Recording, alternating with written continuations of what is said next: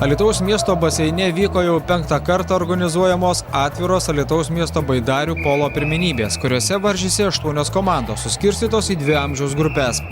Paraiškas dalyvauti pirmenybėse buvo atsiuntę ir kaimynų Lenkų sportininkai, tačiau dėl iškilusių nesklandumų jie atvykti negalėjo. Įtemptos kovos vyko, nes komandos daugiau mažiau buvo tiek vienoje grupėje, tiek kitoje grupėje apylygios ir labai sunku buvo prognozuoti, kuri laimės, kuri pralaimės. Alytaus sportininkai šiose pirmenybėse buvo laimėję 3 kartus, o šiais metais jiems teko ant aukščiausios pakylos palydėti savo varžovus. Jauniausių grupėje nugalėjo Trakų Artūro Vietos komanda, 2. vietą užėmė Alytaus 1, o 3 liko Alytaus 2 komanda. Aš manau, kad jie kartu treniruojasi dar tik porą metų, 2 metai kaip jie treniruojasi, tai perspektyvoje ši komanda su laiku tikrai žais ir išauks ne vienas geras baidarininkas, žaidėjas, ir kuris, aš manau, atstovaus ir Lietuvos rinktinę ateityje. Jaunimo grupėje 1 vietą užėmė Kauno Regesos baidarininkai. Po įtemptos kovos finale 4-2 įveikė Alytaus sporto ir rekreacijos centro komandą.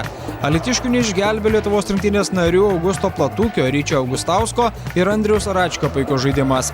3 liko Alytaus Rauto sportininkai. Lygis komandų metai iš metų kyla, kaip sakyti, vaikai, buvę vaikai jau paaugo, pakilo meistriškumas ir dabar jau turimų jaunimo iki 21 metų jau klubus, komandas, kurios turi klubai. Aišku, mes laukiam su nekantrumu ir Lietuvos čempionato, kuris vyks Alytui gruodžio mėnesį. Gaila, kad mes ne visose miestuose turim treniruočių vienodas sąlygas.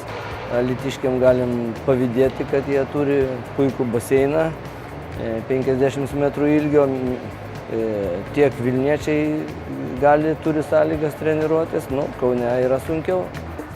Gruodžio mėnesį Lietuvoje vyks Lietuvos baidarių polo čempionatas, kurio finalinėme etape jėgas išbandys 6 komandos. Tomas Ramanskas, Šarūnas Bedulis, Sport 1 žinios +, Alytus.